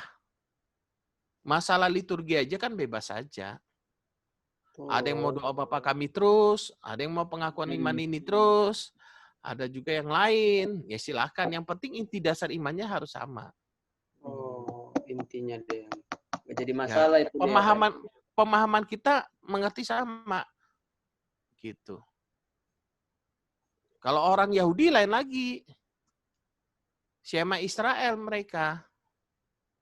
Ulangan pasal 6 itu. Yudaisme. Oh, yang kayak ada nyanyiannya itu nanti deh apa ya? Ya. Syema Israel. Gitu. Ada itu. Ulangan pasal 6 ayat 4 itu. Jadi kita harus hati-hati ketika saudara nonton di YouTube perdebatan itu, saudara yang hobi nonton perdebatan hati-hati. Karena dia bisa secara logika itu mempengaruhi kita kalau kita tidak mengerti kebenaran ini. Dan itu dari zaman dahulu kala sudah ada. Dari zaman bapak-bapak gereja dulu sudah ribut terus itu. Ingat, iblis berusaha menyesatkan kita untuk menjadi bahwa Yesus adalah benar-benar Tuhan dan Juru Selamat. Kalau kita sudah tidak mengakui Yesus adalah Tuhan dan Juru Selamat, runtuhlah iman kekristenan kita semua. Nggak ada gunanya semua yang lain. Karena hanya Dia Tuhan dan Juru Selamat atas hidup kita. Itulah ciri khas kekristenan yang membedakan kita dengan seluruh keyakinan lain yang ada dalam dunia ini. Bisa paham ya kira-kiranya ya? Tapi Makanya yang diserang kan area sana. Oh, Yesus itu cuma ciptaan, Arianisme, Saksi Yehova. Ini loh buktinya sebagai yang sulung dan gini-gini nih. Nah, putar balik. Dan akhirnya mereka punya Alkitab sendiri. Punya kitab sendiri Keluaran. Apa mengeluarkan kitab sendiri. Gimana Bu Mifong? ya tuh ayat ini kan jarang diberitain di mimbar-mimbar gitu seperti itu. Apa ini buat pengajaran aja gitu kali. Tergantung gerejanya. Kalau gerejanya yang bicara pengajaran, pasti ini diajarkan. Karena kayak memulai dengan roh, mengakhiri dengan daging. Kita selalu berpikirnya apa? Kalau kita lihat konteksnya, itu bicara tentang balik ke hukum Taurat. Sejarahnya begitu. Nah, itu dia. Makanya kenapa kita penting pengajaran supaya kita tahu. Kenapa saya singgung tadi sedikit kristologi yang kelas lalu kan nggak ada saya bahas ini. Nah ini saya singgung sedikit supaya kita tahu ada begitu banyak pengajaran dan penyimpangan yang bisa terjadi. Jadi sekarang juga ada aliran yang menyatakan bahwa Yesus itu waktu datang dia 100% manusia, dia bukan Allah. Waktu dia dibaptis baru dia jadi Allah. Karena ada Roh Kudus turun. Nah, tadi kita juga ada dengar kan, waktu Yesus mau disalibkan, ditinggalkan lagi Yesus jadi manusia. Ya macam-macam lah pengajaran itu. Karena ada yang ingin membela kealahannya. Jadi kalau membela kealahannya kan berarti kan Yesus tidak menderita. Yesus cuma pura-pura. Sementara Alkitab mencatat bahwa ia adalah imam besar kita yang turut merasakan penderitaan kita. Jadi dia masuk ke dalam hadirat Allah, tatanya Allah dengan membawa darahnya sendiri. Bukan bawa darah domba, tapi darahnya sendiri dicurahkan sebagai korban persembahan di hadapan Bapa. Makanya kita bisa dikuduskan satu kali untuk selama-lamanya. Pak, kalau Kristen Ortodok itu apa ya, Pak? Ya zaman itu kan ada, yaitu keputusannya itu disebut dengan Kristen Ortodok. Nah, kalau Kristen Ortodok sekarang ini, yang saya tahu nih, karena saya sempat ngikutin, memang pengajarannya bagus tentang Tritunggal dan sebagainya. Cuman agak kebablasan menurut saya. Yang sekarang ini ya, kita bukan bicara prinsip yang tadi ya. Aliran Kristen Ortodoks sekarang ini merasa bahwa Kristen itu harus berasal dari para rasul. Oke, turun-temurun. Jadi yang boleh baptis itu yang ditunjuk oleh para rasul. Jadi yang disebut gereja itu yang memang dari silsilah para rasul yang nunjuk, gitu. Itu yang disebut dengan tubuh Kristus. Karena saya pernah masuk grupnya sekali, ngikutin diskusinya mereka, pengajarannya mereka. Lalu, wah, sudah ini balik lagi dah. Lalu Jadi kita ini dianggap bukan tubuh Kristus. Karena kita nggak tahu gereja barat ini pengajarannya berasal dari rasul mana. Kalau mereka tahu dari rasul silsilahnya ini ngangkat ini, tapi kan kita tahu juga, walaupun Kristen Ortodok mau dari rasul pecah juga kok. Nah itu menunjukkan apa? Kedagingan kepemimpinan yang tidak sempurna, walaupun rasul yang menunjuk. Bahkan dalam zaman Alkitab pun sudah ribut juga kan. Nah, jadi merasa paling benar sendiri. Nah, hati-hati dengan ketika kita merasa kita paling benar sendiri dan memandang orang lain itu salah. Ingat, kebenaran yang Tuhan bukakan pada kita itu sifatnya progresif. Makin lama kita makin mengenal. Makanya kita harus terus rendah hati mau belajar, mau dibentuk, mau berubah. Ketika kita mendengar ada, misalkan, kenapa saya masuk ke grupnya, diskusinya Kristen Ortodok, apa semua, mereka kuat di sejarah. Tapi hati-hati begini, kalau saya lebih suka sola scriptura, hanya satu-satunya Alkitab, sumber kebenaran, itu pun sudah lebih dari cukup. Kalau saya sangat percayanya di sini. Untuk menghidupi Alkitab aja kita nggak bisa kok dengan sempurna. Apalagi tanpa kasih karunia Tuhan, betul ya? Nah, banyak gereja, bukan banyak, sebagian gereja bukan hanya Alkitab, Alkitab plus. Makanya Mormon punya kitab sendiri. Saksi Yehova punya kitab sendiri. Ini sekarang yang lagi booming, Gereja Tuhan Yang Maha Kuasa punya kitab sendiri. Semuanya mengeluarkan kitab sendiri, ini bahaya sekali, saudara. Pengajaran, dan inilah cikal bakalnya biasanya penyesatan.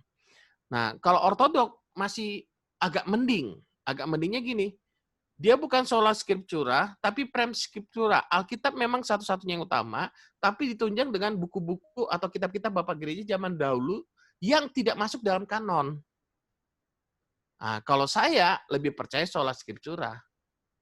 Alkitab itu satu-satunya kebenaran firman. Nah, waktu saudara belajar bibliologi, saudara akan ngerti ini. Jadi kalau saya Alkitab saja sudah jauh lebih dari cukup, sudah sempurna. Karena ini diwahyukan oleh Allah sendiri buat kita.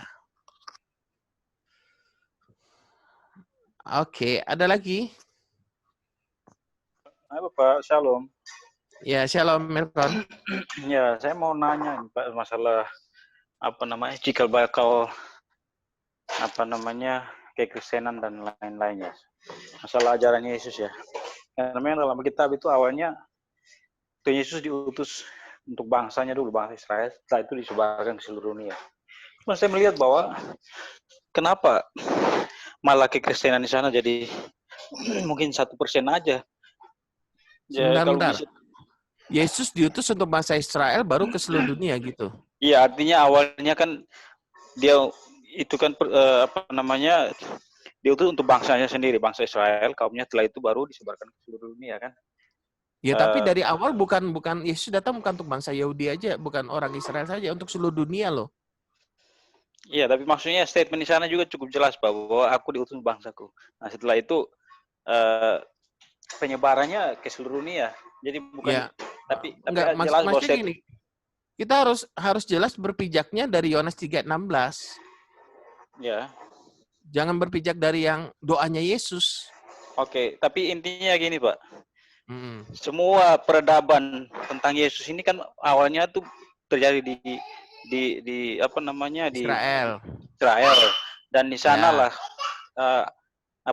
lahirnya sejarah tentang Kristen juga. Yesus, tapi saya merasa heran kok kenapa ya? Malah kayak Kristenan yang notabene mengaplikasikan ajaran Kristus itu kok malah ke barat ya. Kalau saya mau lihat secara manusia, kayaknya gagal kalau di Israel. Tentang ajaran kasih yang dibawa Kristus. Karena malah orang aslinya sendiri malah nggak mengaplikasikan. Mereka masih tetap menganut hukum Taurat yang sampai saat ini tetap kental. Nah, saya melihat di YouTube ada satu gerakan yang namanya One for Israel. Jadi itu orang-orang Israel sendiri, mereka mulai sadar bahwa Mesias itu ternyata udah datang. Mungkin Pak tahu juga ya. Jadi itu orang-orang, jadi itu kembali, maksudnya dari gerakan dari gereja-gereja barat malah kembali dibawa ke Israel, dan orang-orang Israel mulai percaya bahwa Mesias sebenarnya udah datang dan akan penantian untuk kedatangan kalinya itu yang sekarang saat ini kita tunggu kan. Jadi Tapi kalau mesianik kita harus hati-hati juga loh dalam pengajarannya. Karena ya, kadang masih tercampur dengan Taurat. Kayak persepuluhan harus ke Israel. Siapa yang memberkati Israel akan diberkati. Sekarang pertanyaannya gini, apakah Israel sekarang ini sama dengan Abraham yang zaman dulu yang dimaksudkan? Nah, apakah orang percaya sama orang Israel itu sama sekarang atau berbeda? Ya. Nah, kita harus lihat konsepnya ini, konsep di mana dulu ini yang kita yakini. Kalau kita percaya kita dicangkokkan berdasarkan bangsa Yahudi, orang Israel, kita dicangkokkan di sana, berarti kita persepuluhan harusnya ke sana dong. Ya. Cuma intinya gini Pak, saya mau nanya, kenapa ya bisa seperti ini ya? Maksudnya kita yang hanya dengar berita yang sudah terjadi dari beribu-ribu tahun, kita malah lebih percaya. Terus karena lebih percaya pada orang-orang yang memegang itu historical atau sejarah Alkitab dan peradaban kekristenan dan Tuhan Yesus dan lain-lain kan. Kenapa ya kita bisa lebih percaya dari mereka? Malah dibawa lagi kembali dan mereka mulai bertumbuh sekarang ini. Padahal itu iya, kira-kira ya itu yang saya tanyakan ke Pak, bagaimana tanggapan Pak? Gitu. Oke. Kalau ditanya kenapa, saya selalu nggak tahu. Cuman yang saya tahu, Yesaya 48 ayat yang keempat. Coba baca, Pak Melkon. Yesaya 48 ayat yang keempat. Ini yang saya tahu. Kalau tanya kenapa ya, kenapa? Nah, saya nggak tahu. Kalau kita nggak menjelaskan. Tapi yang saya tahu ini, Yesaya 48 ayat yang keempat. Coba. Yesaya, bentar Pak. 48. Ayat yang keempat.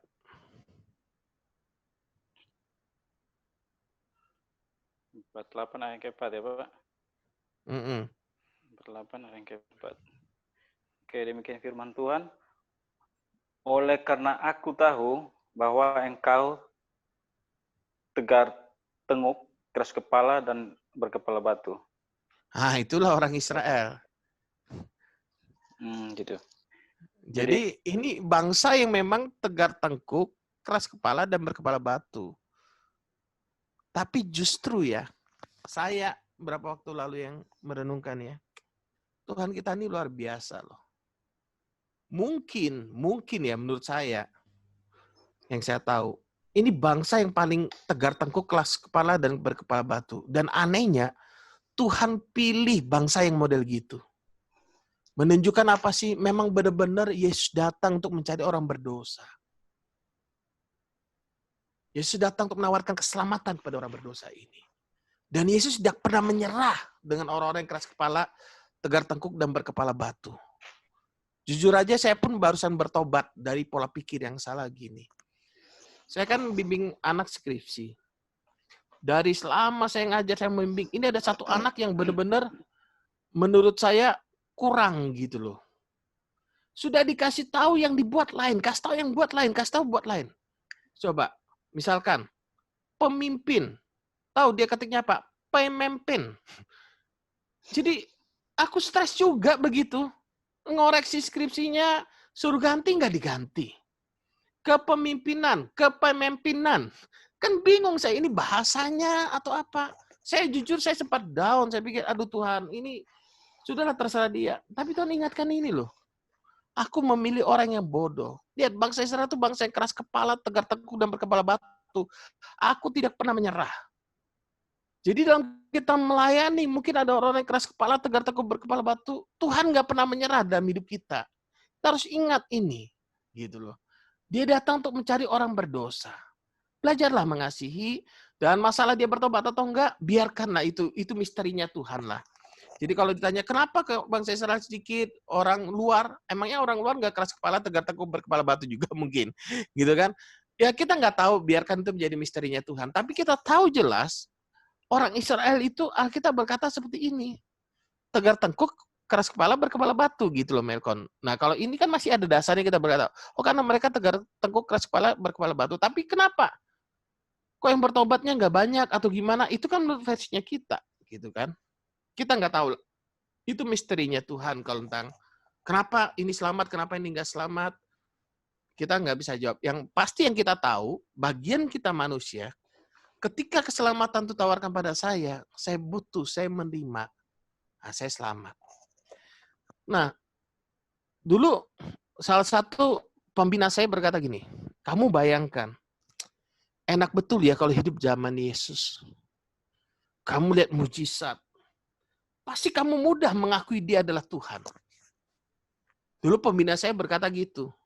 Tahu jawaban saya apa? Saya malah jawab sebaliknya.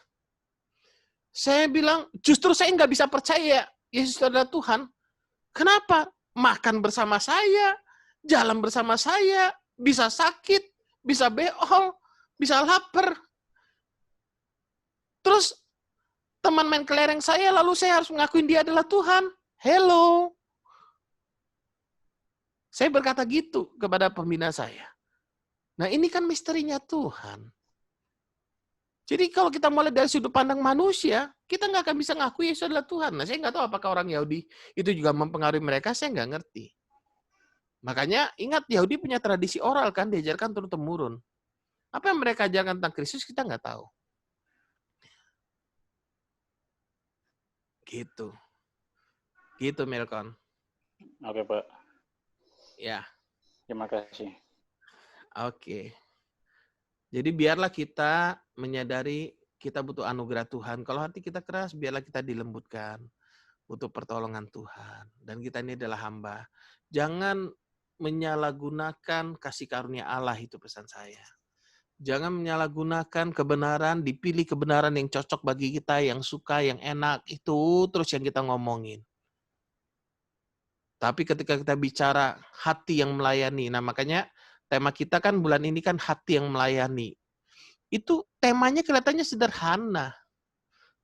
Tapi bisa nggak kita memiliki hati sebagai hamba? Yang kita melayani karena dasar kasih. Yang hati kita ini berkobar-kobar karena cinta Tuhan. Bahasa kasarnya, mati pun kita rela. Benar nggak? Dari dalam hati ini lahir kasih yang begitu luar biasa. Untuk melayani tanpa menyerah sama sekali. Saya sedang belajar di sana. Terus terang. Saya belajar bagaimana melayani itu nggak pernah menyerah dengan hati yang tulus dan sebagainya. Jadi kita sama-sama belajar menghidupi kebenaran firman. Mengasihi, menolong dengan dasar kasih. Dan saya percaya kalau ini terjadi dan begitu luar biasa. Kan kita sudah bicara dalam kasih. Kasih itu memberi dan sebagainya. Jadi yuk kita benar-benar cek. Kita ini benar-benar mengalami kasih Tuhan sehingga kita tidak hidup fokus pada diri kita atau enggak. Waktu kita sudah mati bagi diri kita, kita akan benar-benar menikmati keindahan hidup dalam Kristus. Benar. Itu yang sudah nggak bisa kita pungkiri lagi. Dunia sudah tidak semenarik lagi kalau ketika kita fokus pada Kristus. Oke, ada lagi mungkin. Jadi ini pembukaan tentang kristologi yang tidak ada di materi pemberitaan sebelumnya. Ini tambahkan supaya kita mengerti gambaran-gambaran. Jadi saudara jangan heran ketika dengan pengajaran yang aneh-aneh ya. Zaman sekarang ini. Di YouTube itu ada semua tuh. Terang-terangan lagi. Jadi nggak malu-malu. Karena melihat kasih karunia Allah, kebaikan Allah yang luar biasa, Tuhan nggak ciptakan neraka. Ini masih bidat kristologi namanya. Bidat soteriologi atau bidat tentang keselamatan, itu masih banyak lagi. Banyak lagi. Ini tentang Kristus. Nanti, saya nggak tahu apakah nanti bidat tentang keselamatan akan saya masukkan pas mengajar kelas keselamatan untuk tambahan buat kita yang memperdalam ini. Makanya kita kan ngulang satu kali ini kan memperdalam gitu kan ya. Loh, bidat tentang keselamatan itu jelas. Yang tadi misalkan contoh, percaya Yesus plus menyiksa diri misalkan. Percaya Yesus plus hukum Taurat, itu sudah bidat tentang keselamatan. Sebenarnya. Jadi ada banyak bidat pengajaran-pengajaran yang tidak sesuai dan kebenaran firman. Makanya dalam baca firman, taklukkan pikiran kita kepada di bawah firman. Dan pelajari menafsirkan firman dengan benar. Hermeneutikanya harus benar. Harus lihat konteks, lihat historisnya. Nah, ini kita sedikit masuk ke historis. Saya jujur, saya kurang dalam hal historis. Cuman dalam mata kuliah yang inti seperti gini, saya harus mempelajari historisnya supaya saya tahu. Tapi kalau budaya Yahudi ini itu, hari raya orang Yahudi, waduh, saya lemah kali di sana. Saya tidak tertarik untuk mempelajarinya, memperdalamnya. Saya lebih tertarik mempelajari tentang Kristus, bagaimana kita menolong orang, konseling, dan sebagainya. Oke, ada lagi yang lain? Mungkin, atau ada mungkin topik kekinian yang berkaitan dengan Kristus yang mungkin saudara lihat di YouTube yang bisa saudara diskusikan. Masih ada waktu saat lagi. Pak, saya mungkin mau apa namanya bilang satu isu lagi tentang itu ya yang Pak singgung masalah Trinitas di kejadian itu, tentang apa namanya statement firman Tuhan bahwa marilah kita menjadikan manusia, dan Ya. menurut kita yang apa namanya mengakui paham Trinitas atau ide konsep Trinitas, kita maksudnya menganggap itu sebagai cikal bakal daripada Trinitas, Pak. Tapi ada dari mungkin Pak tahu si Ibu Rita Wahyu ya, dia salah satu ini juga ahli bahasa ini apa namanya dia istilahnya dia apologetik, tapi dia ahli sejarah juga, biblical history. Dia dari ortodok juga kalau nggak salah, sama seperti Bambang Nursenah. Nah, dia bilang justru Trinitas itu bukan di situ, tapi di karena itu menyangkut statement itu menyangkut sidang ilahi, itu statement Tuhan terhadap para malaikatnya, gitu. Jadi bukan Trinitasnya yang konsep Trinitas itu bukan di situ, tapi justru ke kata Tuhannya di sana, yaitu Elohim atau apa ya? Iya, kalau Elohim jamak memang. Iya, jamak itu. Jadi iya. Jadi statement Tuhan mengatakan bahwa marilah kita menjadikan manusia sesuai dengan gambar. Itu bukan sebenarnya cikal bakal daripada Trinitas. Dia lebih setuju ke kata Elohim yang jamak itu. Itulah Trinitas. Tapi tadi saya sempat menangkap pernyataan Pak Bapak bahwa apa namanya Trinitas itu dari situ, mari kita, artinya Yesus dan Roh Kudus ya, kalau nggak salah tadi Pak sempat. Betul. Karena bagaimana lupa itu, karena itu konsep sidang mereka semacam dalam sidang ilahi ya, dia Tuhan dengan para malaikatnya. Jadi statementnya mengajak. Itu juga dasarnya kan susah kita. Sekarang saya tanya, apakah malaikat turut menciptakan manusia? Nah, itu menjadikan bukan berarti menciptakan. Karena menjadikannya semacam menjadikan, artinya misalnya kita menjadikan seorang sebagai kayak manajer, tapi bukan berarti kita menciptakan orang itu kan, hanya menjadikan, tapi legalisasinya kita tetap kepada Tuhan, mengangkat. Makanya kalau saya pribadi melihatnya, baiklah kita ini bicara tentang Allah, karena setelah itu tindakannya adalah menjadikan manusia menurut gambar dan rupa kita. Nah, apakah kita diciptakan segambar dan rupa malaikat atau makhluk-makhluk surgawi lain, atau serupa dengan Allah? Jadi ada kita yang kedua juga kan, yang itu yang bikin bingungnya di sana. Ya itu pandangannya dia. Ya nggak apa-apa, kalau saya lebih berpandangan ini adalah Allah kitanya. Jadi bukan makhluk-makhluk surgawi, karena kita diciptakan gambar dan rupa Allah. Kalau saya percayanya kitanya di sini adalah Allah. Jadi Trinitasnya di sana. Trinitasnya. Jadi bukan makhluk-makhluk surgawi. Pertama, proses penciptaan supaya mereka berkuasa. Nah, yang bisa memberikan mereka kuasa siapa kalau bukan Allah? Berkuasa atas segala ciptaan. Iya kan? Nah, kalau saya tetap lebih percaya ini adalah kitanya ini Allah. Dialog antara Bapa, Yesus, dan Roh Kudus lah. Gitu. Karena yang menguatkan itu karena menjadikan serupa. Jadi pernyataan kita lagi yang kedua kali, jadi itu menegaskan bahwa apa namanya, yang berbicara itu artinya dia juga yang mempunyai otoritas untuk menjadikan sesuatu serupa dengan. Jadi bukan, kalau malaikat itu mereka semacam apa ya? Kalau bilang audiens saja, mereka hanya bisa nonton dan nggak bisa bikin apa-apa, nggak menciptakan ya Pak. Iya. Kalau dia bilang malaikat, anggaplah itu sidang surga lah. Kalau misalkan ada ya kita kan nggak tahu. Dia dasarnya juga dari mana kan nggak jelas. Sama juga, makanya kita juga nggak tahu bahwa itu dalam konsep sidang ilahi atau enggak kan. Ya, anggap aja kita anggap dia benar. Tapi kalau kita lihat prinsipnya, yang menjadikan manusia menurut gambar dan rupa kita ini, kira-kira siapa ini? Kan gitu kan? Nah, kalau misalnya Yesus berdialog dengan Bapa berdialog dengan Yesus dan Roh Kudus, selalu ada yang lainnya, silakan. Tapi kitanya ini lebih khusus, kalau saya lebih percaya ini adalah ketritunggalannya Allah. Bicara tentang Roh Allah di sana. Jadi ketritunggalan Allah ini sebenarnya luar biasa. Kesatuan hakikatnya ini sebenarnya banyak kita bisa lihat dari ayat-ayat. Misalkan roh kebenaran yang keluar dari Bapa. Keluar dari Bapa ini bukan berarti dulu nggak ada roh, baru Bapa melahirkan. Bukan. Maksudnya berasal dari Bapa. Jadi yang bersama-sama kesatuan ini, Yesus juga berkata, aku keluar dan datang dari Bapa. Dari Allah. Ya kan? Makanya kalau kita lihat, apa yang Yesus katakan bukan berasal dari dirinya. Apa yang dia lihat dari Bapa, itulah yang dia katakan. Nah, kan maksudnya? Ya, jadi, firman yang kita dengar, kata Yesus, bukan daripadaku, bukan daripada Yesus. Melainkan dari Bapa yang mengutus aku.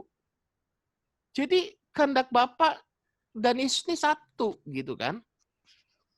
Lalu Roh Kudus juga begitu. Ia tidak akan berkata-kata dari dirinya sendiri, tapi segala sesuatu yang didengarnya, itulah yang akan dikatakannya. Itu ada ayat-ayatnya semua. Jadi kita lihat, biasa, nggak ada. Kalau kita menggambarkan keesaan itu kan, kata echad itu dipakai juga waktu Tuhan memberkati manusia dan mereka menjadi satu daging. Satu daging, keluarga.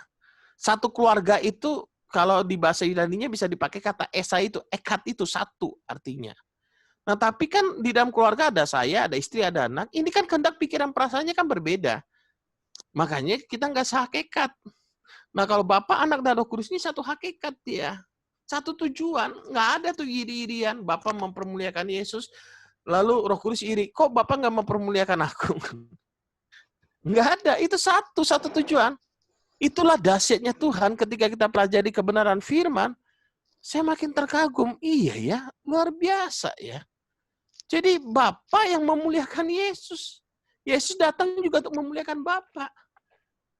Lihat, nggak ada perbedaan. Dan mereka, bukan mereka, Allah itu bisa, Bapa, Anak, Roh Kudus itu bisa sama-sama menyelesaikan misi dengan tujuannya. Gitu. Nah, sekarang saya tanya yang gampang-gampangan aja deh. Sekarang Yesus ada di mana? Roh Kudus ada di mana? Roh Kudus ada di mana coba sekarang? Gampang-gampangan dulu. Ya, mereka kembali ke esensi, maksudnya keilahian mereka, Pak. Karena dia hanya muncul dalam wujud, tapi ketika wujud fisiknya hilang, dia kembali ke hakikat keesaan mereka, Pak.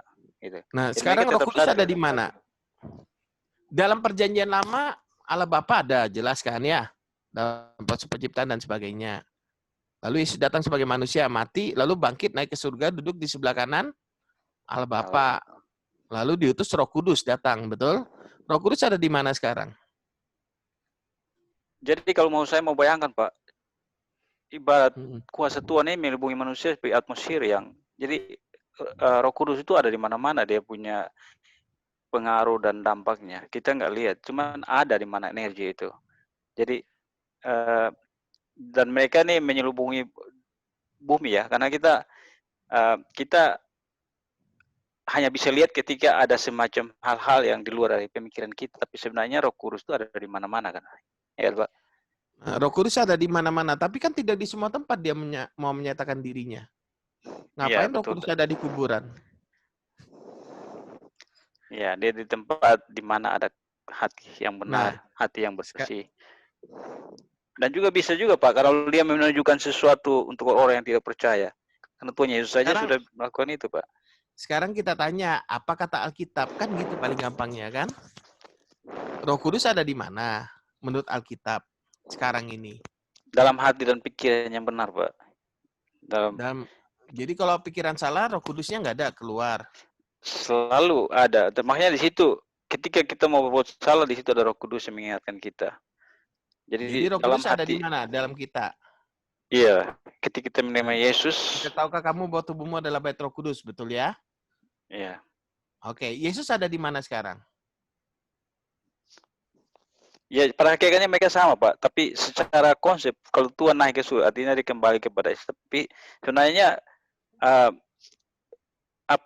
influence dari Tuhan atau Tuhan semua kan satu, Pak. Jadi kita nggak, makanya ini yang saya bilang kita nggak bisa bedakan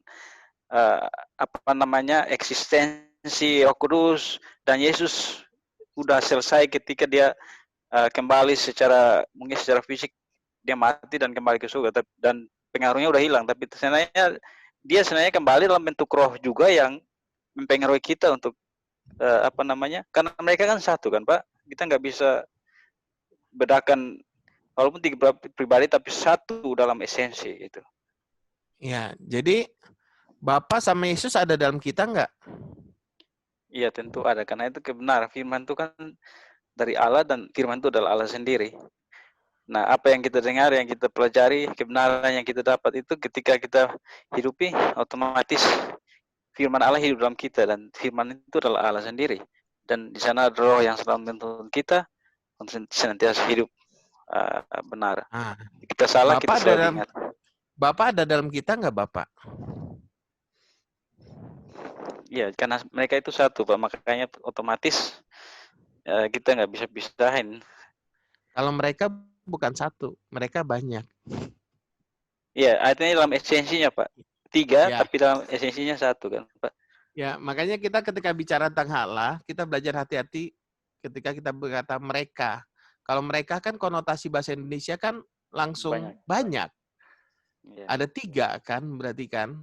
Jadi makanya teman-teman Muslim kadang salah tangkap di sana. Ketika kita bicara Allah, ketika keesaan Allah, kita bicara Allah.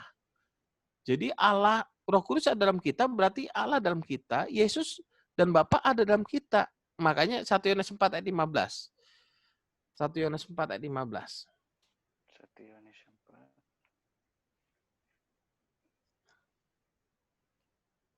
1 Yohanes 4 ayat 15. Yuk, baca yuk. 4 ayat 15. Barang siapa mengaku bahwa Yesus adalah anak Allah, Allah tetap berada di dalam dia dan dia di dalam Allah. Nah, yang ada dalam dia siapa? Allah. Allah. Jadi Allah itu Bapa, Anak, Roh Kudus. Minimal yang sudah Tuhan bukakan kepada kita kan itu kan. Ya. Allah itu adalah roh gitu kan. Jadi ketiganya ada dalam kita. Makanya di ayat lain bisa dikatakan Christ in you. Roh Kudus dalam kamu. Nah ini Yesus Pak, ini kadang-kadang kita maksudnya muncul semacam pemikiran, ide bahwa saat ini hanya ada Roh Kudus saja dalam kita, tapi Tuhan dan Yesus itu di surga. Nah ini kadang-kadang juga itu dia muncul konsep kayak gitu. Karena itu prinsip pengajaran dispensasional, pembagian berdasarkan zaman. Jadi ada zamannya Allah Bapa itu zaman PL katanya. Zamannya Yesus itu zamannya waktu Yesus datang, hidup 3,5 tahun. Nah sekarang Yesus udah balik ke surga, maka zamannya Roh Kudus. Jadi Bapa Yesus saat ini seakan-akan tidak bekerja lagi. Nah ini karena konsep pembagian zaman. Ini dia yang kita harus hati-hati. Makanya saya bilang ini hasil teologi atau hasil pemikiran manusia yang menafsirkan, bukan kebenaran secara utuh. Tapi kalau kita lihat Alkitab, jelas mencatat Allah ada dalam kita. Roh Kudus ada dalam kita, Bapa ada dalam kita, Yesus ada dalam kita. Makanya kata Allah di sini yang dipakai adalah Elohim. Gitu ya, ketunggalan Allah tapi jamak gitu loh maksudnya. Nah, kadang kita terjebak di sana, makanya saya tanya, Roh Kudus di mana, Yesus di mana? Kadang kan kita terjebak jawab, oh Yesus di sebelah kanan Allah, Bapa ada di surga, Bapa ada di surga, Roh Kudus di sini. Dan sebagainya. Memang Betul tadi jawaban. betul Pak, karena memang ini yang bikin kita jadi berpikir tiga pribadi yang terpengaruh dengan gaya berpikirnya orang-orang sebelah kan. Jadi kita juga terjebak dalam pemikiran ini karena kita merasa saat ini hanya zaman Roh Kudus aja.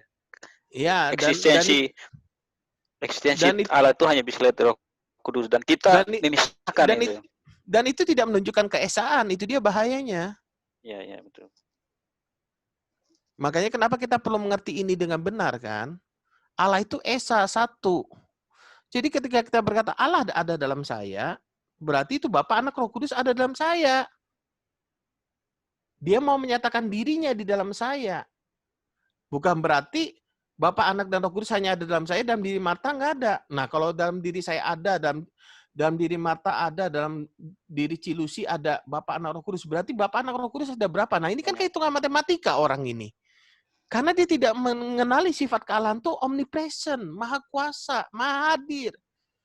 Nah, kalau kita pikir logika manusia, kita diputar-putar ke arah sana tuh, dibingung-bingungi dengan angka-angka. Padahal kita harus mengerti dulu sifat Allah itu apa? Omnipresent. Tapi walaupun dia tidak di semua tempat dia mau menyatakan dirinya, tapi di dalam diri kita itu sudah pasti mutlak. Karena kita percaya pada Yesus, kita menjadi bait Roh Kudus, bait Allah. Betul ya? Ya. Jadi kita harus jelas dulu ini. Kalau enggak kita terpisah-pisah lagi nih, bingung nih. Jadi seakan-akan benar-benar tiga pribadi yang tidak berkaitan kalau gitu. Oke, ada lagi?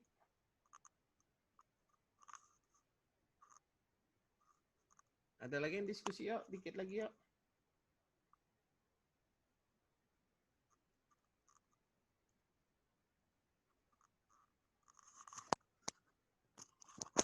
Bentar ya, saya pengen tunjukin dulu. Gak ada suaranya, nah. Oke. Jadi kita jelas bahwa tahu waktu 1 Korintus 6 ayat 19 kan berkata gini. Kedengaran suaranya Marta?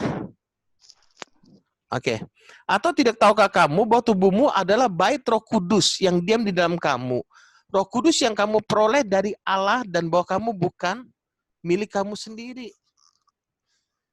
Jadi Roh Kudusnya berasal dari Allah. Jadi kita harus jelas kita ini bait Roh Kudus, bait Allah. Oke, ada lagi yang lain mungkin? Yang mau nambahkan atau mau kita diskusi? Boleh biar menarik. Jadi jangan mempertentangkan, kalau tadi kita sudah belajar banyak hal tentang bidat-bidat. Kenapa? Karena intinya kan sebenarnya gini, karena mereka mempertentangkan antara sifat manusia dan sifat kealahannya Yesus. Makanya banyak orang mengalami kebingungan. Kalau Yesus adalah Tuhan, kenapa bisa berdarah? Waktu Yesus mati, berarti Tuhan mati dong. Nah, ini gimana jawabnya? Kan gitu kan? Kalau Tuhan mati, siapa lagi yang ngurusin surga katanya? Siapa lagi yang ngurusin dunia? Tuhan sudah mati kok. Kamu ngomong Yesus Tuhan, tapi Tuhannya mati. Nah, inilah mempertentangkan, maksudnya mengukur alat ukurnya salah, mengukur ketuhanan Yesus berdasarkan sifat kemanusiaannya. Lalu sebaliknya mengukur sifat kemanusiaan Yesus berdasarkan sifat ketuhanannya. Loh, kalau Yesus adalah Tuhan, masa dia nggak tahu kapan dia datang?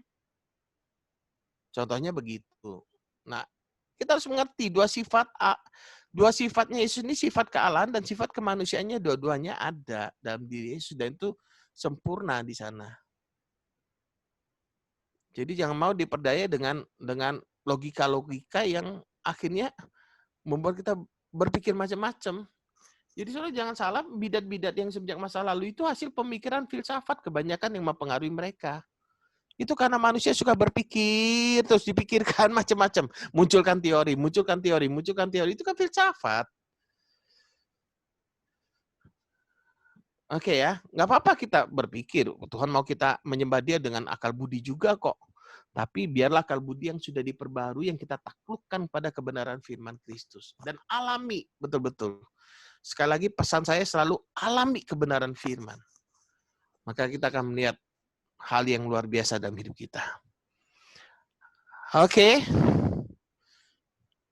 Cukup seru hari ini. Ya, jadi kita ingat Injil itu yang komplit ya, jangan setengah-setengah ya. Jadi karena kita tahu kalau kita ada orang Saduki tidak percaya kebangkitan dan sebagainya. Ada yang nggak percaya Yesus akan datang kembali dan sebagainya. Oke yuk, kalau sudah kita berdoa yuk. Kita berdoa, kami bersyukur Bapa, terima kasih buat hari ini. Terus Engkau bukakan kebenaran-Mu atas setiap kami. Kami percaya Roh Kudus menolong kami untuk kami boleh memahami, menghidupi kebenaran firman Kristus. Terima kasih buat pekerjaan Bapa, Anak, dan Roh Kudus dalam hidup kami. Kami menyadari hari ini Engkau ada dalam setiap kami. Makasih. Kami bersyukur atas semuanya. Makasih Tuhan. Sebentar kami mau beristirahat dan melakukan aktivitas lainnya. Kami percaya Engkau terus menyertai kami. Dalam nama Yesus, kami berdoa dan mengucap syukur. Haleluya. Amin.